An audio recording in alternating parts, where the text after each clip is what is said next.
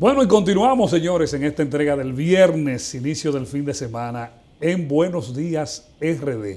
Muchas gracias a todos por estar y los que se han ido sumando. Recuerden que estamos en diferentes sistemas de cable del país, en todo el país, pero a través de las plataformas de Luna TV, Canal 25.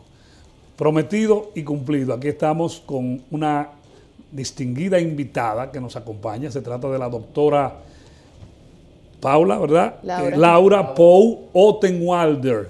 Laura, un placer tenerle de nuevo acá. La hemos visto ya con nuestra productora Esmeralda Espejo en otras entrevistas, pero nos tocó a nosotros esta vez y vamos a hablar de psiquiatría. La doctora es especialista en psiquiatría. Doctora, este es un tema delicado. Tema fundamental para la sociedad que se está viviendo actualmente. Después de la pandemia se ha hablado bastante de la necesidad de psiquiatras. Son pocos los psiquiatras, ¿verdad?, en el país. Relativamente para la cantidad de población que tenemos, sí, y comparada con otras especialidades también. Realmente el problema principal, más que la poca cantidad de psiquiatras que hay en el país, que es algo real, es que la distribución de los psiquiatras está concentrada en las dos grandes ciudades. Santiago y Capital. Santiago y Capital, entonces eso hace que los pacientes tengan que movilizarse a las grandes urbes para poder asistir a una cita de psiquiatría. Así es. Santiago, Santo Domingo, ahí se concentran todos los psiquiatras. Pero tenemos 32 provincias, entonces es una deficiencia. Sí. Hay en otras provincias, obviamente. Pero no en la cantidad. Pero no la cantidad que hay en Santiago y Santo Domingo. Ah, usted tiene mucho trabajo, doctor. Todos tenemos mucho trabajo, me parecería lo correcto decir. Lo acabo de decir hace un momentito en off, fuera del aire, que vive full. Sí. Claro está. Qué bueno, porque hay tanto miedo, doctora, que la gente dice, un tabú es, yo le digo porque yo soy docente, y no porque vamos a psiquiatra porque estamos locos, todavía ese tabú es de nuestra generación, doctora.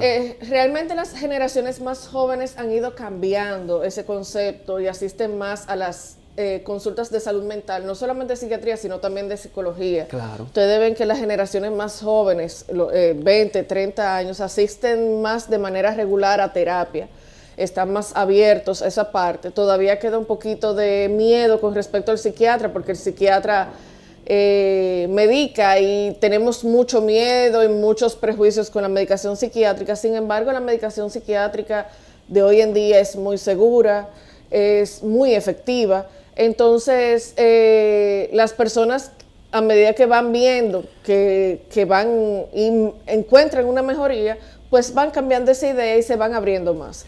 Pero realmente para las generaciones más viejas, que tal vez vivieron una psiquiatría que estaba en pañales y que tuvieron que comenzar utilizando medicamentos que tenían efectos adversos muy marcados, todavía hay un poquito más de resistencia. Usted habló de psicólogos. Usted es doctor en psiquiatría. La gente tiende a confundirse. Yo tengo que ir al psicólogo y al psiquiatra. Yo tengo que ir al psiquiatra, yo tengo que ir al psicólogo. O sea, la población a veces no entiende la barrera de uno y otro. La diferencia. Realmente el psicólogo y el psiquiatra se complementan. Ajá. Es un trabajo complementario lo que hacemos. El psicólogo es un licenciado en psicología, que luego de su licenciatura puede hacer maestrías o puede llegar a hacer un doctorado. Hay muchos doctores en psicología, pero esos doctores en psicología es porque tienen un posgrado, un PhD en algún área de la psicología. Los psiquiatras somos médicos de base. Primero hacemos los 6 o 7 años de medicina, dependiendo de dónde hacemos la carrera, y luego hacemos la especialidad de psiquiatría. Luego de esa especialidad, muchos nos formamos en otras cosas. Por ejemplo, yo tengo formación en psiquiatría infanto-juvenil, también tengo formación en trastornos de la conducta alimentaria, también tengo formación en terapia dialéctico-conductual. O sea, los psiquiatras también podemos ser terapeutas o podemos formarnos en terapia, pero realmente el trabajo se hace en conjunto, porque usualmente ese manejo farmacológico que vamos a tener con psiquiatría debe de ser acompañado con un manejo terapéutico. Pero los farmacológicos son ustedes los que lo... Claro, porque Los somos médicos. los médicos que estamos indicados para Por eso- poder medicar. Un Exacto. licenciado No en puede. psicología no Por eso puede es medicar. Por eso el doctor Héctor Herrera habla siempre de eso, que ustedes son los que están autorizados a medicar. Claro, porque somos médicos. Dar un antidepresivo no es una decisión que se toma a la ligera. Claro. Incluso elegir cuál antidepresivo le voy a dar al paciente, tengo que tomar en cuenta cosas que no tienen solamente que ver con la parte de salud mental, sino si el paciente es hipertenso, si es diabético, si tiene algún problema de salud. Los análisis hablan.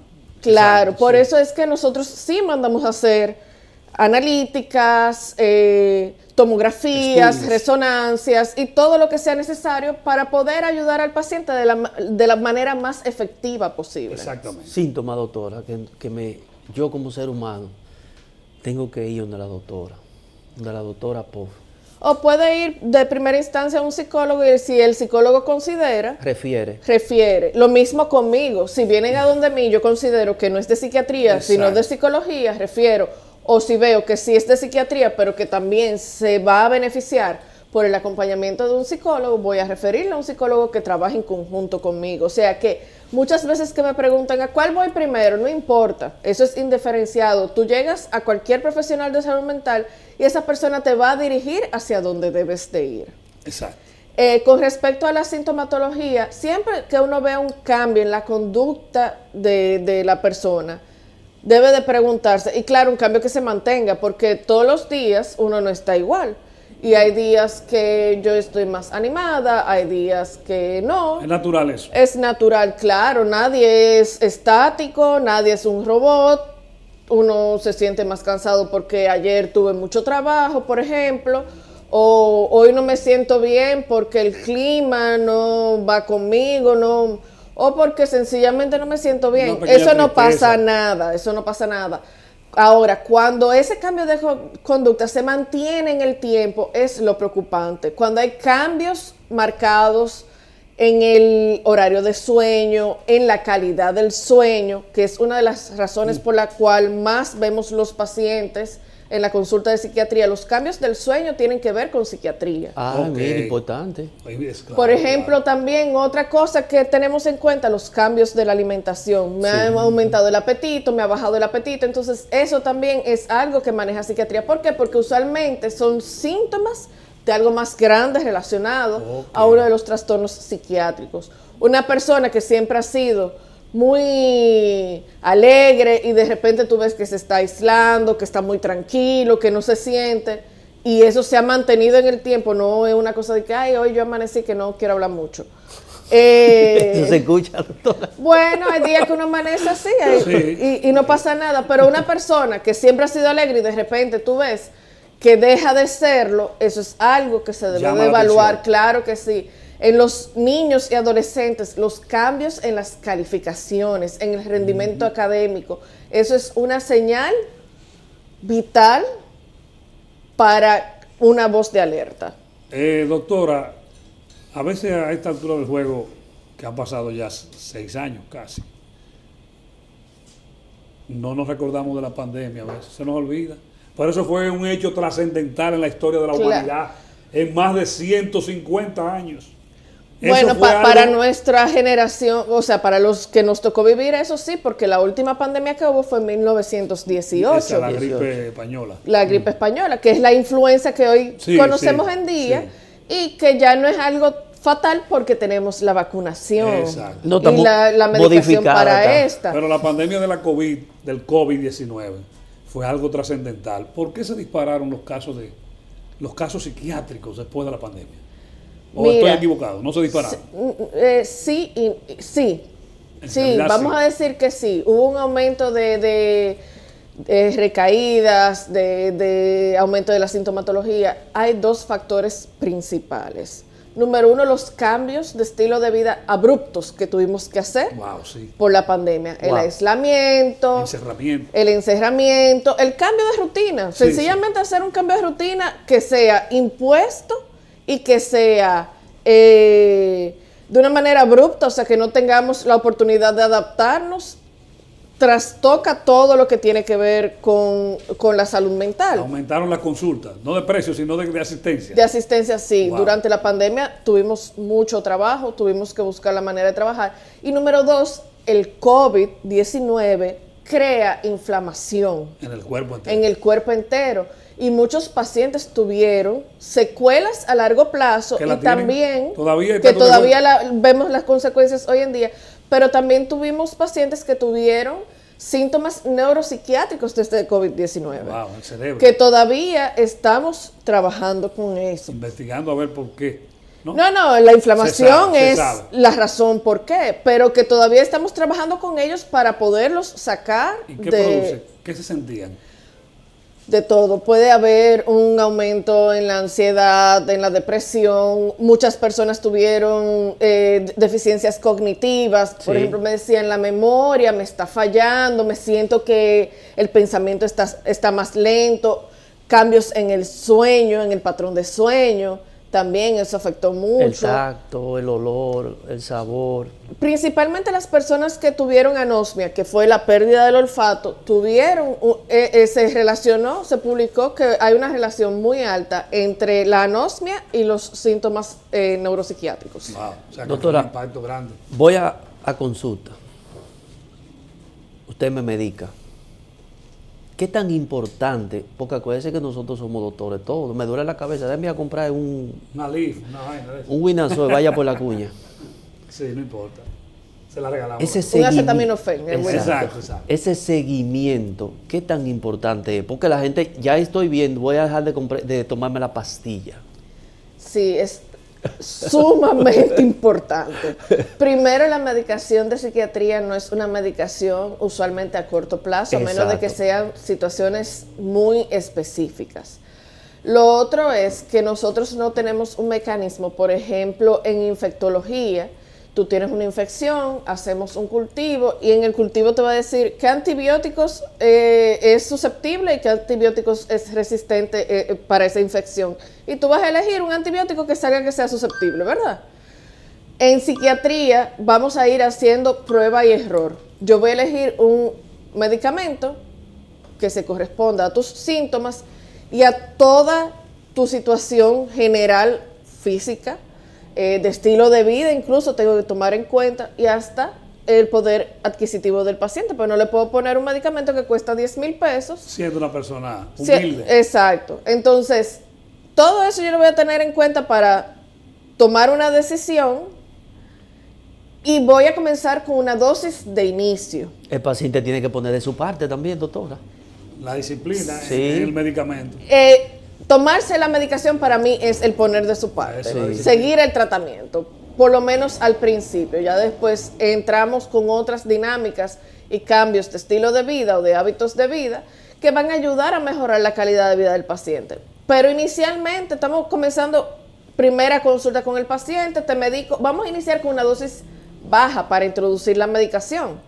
Entonces, la dosis de seguimiento lo que va a hacer es que yo voy a evaluar cómo tú has respondido a esa medicación y voy a hacer ajustes o cambios dependiendo de las necesidades del paciente.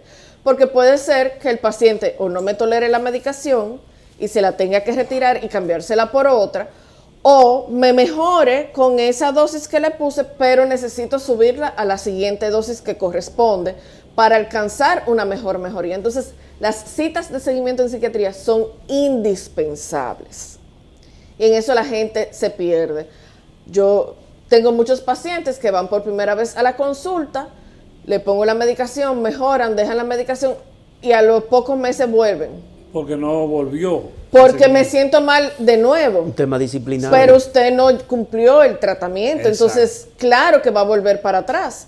Va a tener una mejoría porque esa medicación está haciendo que su cerebro por ese momento funcione de la manera correcta o mejor de como estaba funcionando anteriormente, pero usted no le dio el tiempo suficiente a ese cerebro a comenzar a trabajar bien por sí solo, que es lo que estamos buscando en la mayoría de los casos. Hay otros casos en los cuales los pacientes van a necesitar la medicación de manera permanente y tienen que tener una supervisión por psiquiatría porque ahí pasa a ser el psiquiatra el médico primario de ese paciente, Exacto. el médico de cabecera.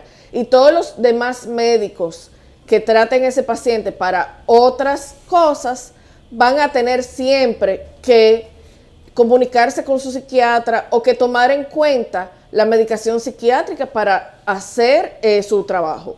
Porque, por ejemplo, muchas veces yo he tenido, obviamente tenemos pacientes mujeres, pacientes que se embarazan y viene el ginecólogo y me le quita la medicación. Ahí viene ya para atrás. Y no eso solamente. Trabajo en conjunto. Existen estudios los cuales dicen que el hecho de que la paciente no tenga su situación de salud mental controlada es menos beneficioso para el bebé, para ese embarazo, que dejar la medicación por los riesgos que conlleva. Hay muchas medicaciones de psiquiatría que están ya autorizadas para ser utilizadas durante el embarazo. La ciencia ha avanzado mucho. Entonces, por eso, si su paciente tiene, si usted como paciente mujer está planificando quedar embarazada, eso usted lo debe de conversar previamente con su psiquiatra y se debe de revisar que la medicación que usted está utilizando ahora mismo pueda ser utilizada durante el embarazo y si no, con anticipación hacer los cambios de lugar para que cuando usted quede embarazada esté lo suficientemente estable para llevar ese embarazo. El embarazo puede disparar crisis de todos los sentidos. Por ejemplo, yo que soy asmática, durante el embarazo hice muchas crisis de asma, a pesar de que yo siempre he sido una persona súper controlada. Pero el embarazo muchas veces potencia las cosas que ya tenemos de base. Y eso mismo pasa en psiquiatría. Una paciente que sea bipolar o una paciente que sea depresiva, puede ser que por el mismo embarazo se detonen episodios de su dolencia de base. Eso iba a preguntarle, hablar de varios puntos claves que ya usted ahora mencionó. La depresión, la bipolaridad, van de la mano. O sea, están unidas, pero también hay otro problema que es menos común, porque sí hemos visto muchas personas en los últimos tiempos muy depresivas, pero bipolares hay por un montón en las calles, a veces ni ellos mismos lo saben, pero también la esquizofrenia. Lo saben y no se medican. Exacto, o la familia sabe, hay algo raro en él, en esa persona, y la esquizofrenia. O esquizofrenia. Esquizofrenia, que también hay personas, tengo familiares que en el pasado han tenido episodios de eso. La esquizofrenia, que ven cosas, ¿verdad? ¿Cómo es? Alucinación. Vamos por partes. Tú me hiciste como 30 preguntas en una. El tema es, como dijo usted, te expresó la doctora al principio. Sí, yo creo que voy a tener que dar una clase de psicopatología aquí. Son muy pocos a nivel nacional, no dan abasto. No, yo sé, pero me refiero para que la gente entienda, porque a veces uno por no conocer no sabe que algún familiar anda por esas vías. Entonces ahí uno puede andar a tiempo. Son 3 puntos: depresión, bipolaridad, esquizofrenia. Sí, son 3 patologías totalmente diferentes. Okay. Lo que tiene la bipolaridad, el trastorno bipolar y la depresión en común es que en el trastorno bipolar hay un episodio de depresión. O sea, la depresión es depresión y ya. Depresión. El paciente cuando tiene sus episodios depresivos se va a sentir triste, desanimado, no va a querer hacer nada, no va a tener disfrute de la vida. En el trastorno bipolar tenemos 2 picos. El episodio de manía, que es el pico alto, que es cuando el paciente se pone súper acelerado, eufórico, no puede dormir porque está tan acelerado que no le llega el sueño, y el episodio de depresión. Hay varios tipos de trastornos bipolares en los cuales en algunos predomina lo que es la manía y en otros predomina lo que es la depresión. Entonces, dependiendo de esto, vamos a ir medicando al paciente según sus necesidades. Esto quiere decir que el paciente bipolar debe de ir al psiquiatra de 3 a 4 veces al año, mínimo. Es mucho. Cuando está alto, cuando está estable. O sea, me refiero cuando está muy ansioso. Estable, te acabo de decir. Cuando está estable. Eso es muy poco. Déjame preguntar, ponerle el signo de interrogación. Sí. Cuando está alto. Es que estamos buscando prevenir eso. Cuando está alto le dan medicamentos para bajarlo. Claro. ¿Verdad? Es lo que le pregunto. El punto es que tenemos que estabilizar al paciente y ese paciente debe de mantenerse estable. Y por eso cada vez que usted vea que usted que es familiar de un paciente bipolar, que usted vea que el paciente está comenzando a cambiar su conducta luego de haber alcanzado la estabilidad, lo primero que tiene que hacer es la cita con el psiquiatra para hacer una modificación en la medicación que está tomando el paciente, porque el paciente no siempre va a estar tomando la misma medicación. Entonces, la prevención es fundamental. Claro que sí, y la gente no entiende que cada vez que un paciente, no importa la enfermedad, ya sea depresión, trastorno bipolar o esquizofrenia, tiene un episodio, tiene una crisis, eso deja un daño en el cerebro de manera permanente. Claro. Por eso es que dicen, que ella siempre ha sido depresiva, pero ahora está haciendo una demencia. No, no es que está haciendo una demencia, es que ese cerebro, como esa paciente depresiva nunca se medicó, o ese paciente depresivo No nunca se consultó, medicó, estuvo constantemente recibiendo daños que se quedaron de manera permanente. Entonces ese cerebro está más dañado que lo usual para su edad cronológica. Y con la esquizofrenia es una enfermedad en donde, un trastorno mental en donde aparecen alucinaciones, especialmente auditivas, pero también pueden aparecer visuales. Entonces, ese paciente va a ver o va a oír cosas que solamente obviamente van a ser escuchados por ese paciente, porque hay una desconexión con la realidad. Hay diferentes tipos de esquizofrenia. La esquizofrenia no es el único trastorno psicótico que existe, existen otras maneras de psicosis. La esquizofrenia es una. ¿Cuáles nombres tienen esas otras? Hay varias presentaciones de psicosis. Incluso durante la depresión puede haber episodios psicóticos. Eso no se imaginan cosas que lo están viendo.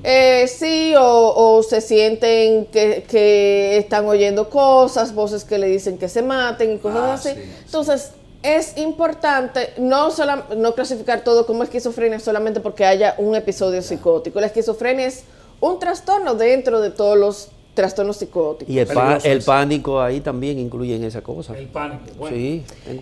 El trastorno de ansiedad, que es donde ocurren los ataques de pánico usualmente, es otra entidad totalmente diferente. El ataque de pánico, a diferencia de la ansiedad, que es una elevación del estado de alerta que tiene el cerebro para, como todos los animales, para cuidarnos de que no nos pase nada.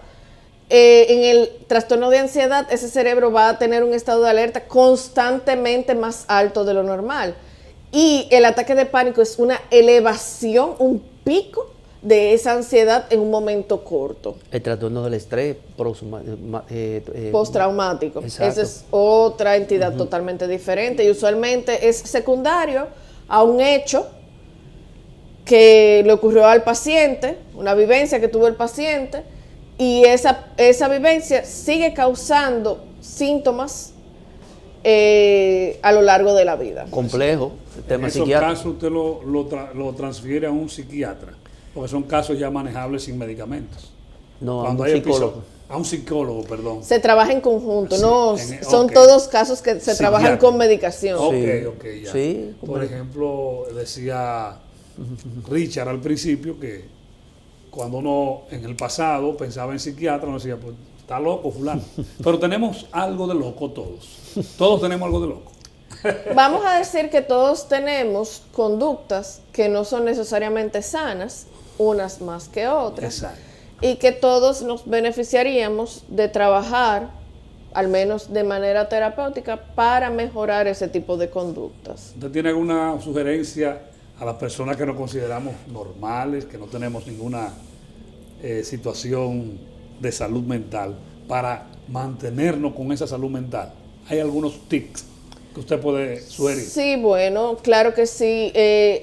Como le dije anteriormente, una de las cosas que trabajamos con los pacientes es cambiar los hábitos de salud, porque muchas veces esos hábitos que tenemos lo que hacen es potenciar o detonar situaciones de salud mental que tenemos de base. Entonces, los que tal vez no tienen un diagnóstico y quieren mantener toda su salud mental bajo control, tienen que tener o llevar estilos de vida saludables para evitar eso. Por ejemplo, consumo de alcohol u otras drogas. Obviamente el alcohol y las drogas que se utilizan, ¿verdad?, de consumo por Sí, decirlo así. son alucinógenas. No todas son Las alucinógenas, sustancias pero prohibidas. lo que pasa es que eso de prohibido es algo más a término legal, Sí, legal. pero Ajá. realmente todas esas sustancias afectan directamente al cerebro, entonces cerebro. todo lo que afecta al cerebro va a dejar una secuela, a pesar de que sea legal o no, porque el alcohol y el cigarrillo son legales. Y da duro en exceso. Pero tienen un mensaje, doctor. Y le voy a el decir- consumo de alcohol. Ay, ¿y de qué sirve ese mensaje si la gente como quiera se bebe un pote de romo los fines de semana como si fuera... Y gente que es largo. Y se supone que el cerebro tiene un aguante Todo en exceso. ¿Verdad? que no debe de sobrepasar eso, por ejemplo. Entonces, comenzando por ahí, una alimentación balanceada va a afectar si tú tienes una buena o no salud mental, hacer alguna actividad que te ayude a desestresarte, a descargar todas las situaciones de tu trabajo, de tu Hacer hogar. lo que a uno le de gusta, hacer lo que a uno le gusta Claro, hacer algo que uno disfruta hacer. hacer. Tener un hobby es bueno. Claro que sí. Sí, Usted tiene su hobby, usted juega dominó, claro. me dijeron. No, algo ya. Se hace algo. Hacer algún tipo de actividad física, no Sí. le estoy diciendo que tiene que ser corredor de maratón, No. pero sí mantenerse sí. activo es algo que Exacto. siempre va a ser positivo. Una buena higiene de sueño es Ay, fundamental para una buena salud mental. El que no duerme bien, el cerebro fuñó. va a sufrir a largo plazo. Esa gente que dice, ay, yo voy a dormir cuando yo me muera, se va a morir más pronto. Ay, ay, ay. Exacto. ¿Y dónde está Definitivamente. ubicado su consultorio? Finalmente, doctora, ¿dónde está? Para que quiera asistir. La gente desea. Sí, yo estoy en las redes sociales, Facebook, Instagram y todo lo demás, como DRA, Laurita O, doctora Laurita O. Estoy en la clínica Doctor Bonilla, aquí cerquita. Ah, cerca, Ah, aquí, Sí, así sí, es. Somos vecinos. en el segundo piso y nada, estoy a sus órdenes. Bueno, doctora, gracias por estar con nosotros. ¿Número de Laura. consultorio, doctora? ¿Eh? Número de consultorio. 208. 208, en la Ahí clínica está. Bonilla, señores. Clínica Bonilla, Aquí la en el centro de doctora. la ciudad. Exactamente. Y ya ustedes saben, la doctora siempre a la orden de todos ustedes, ahí en la Bonilla, como dijimos. Doctora, el programa se nos fue, pero fue interesantísimo. Placer inmenso, doctora Laura. Gracias a ustedes por la invitación. Con usted nos despedimos hasta el martes, porque Martes. el lunes no laborable, si Dios lo permite, en otra entrega de Buenos Días RD. Pásala bien.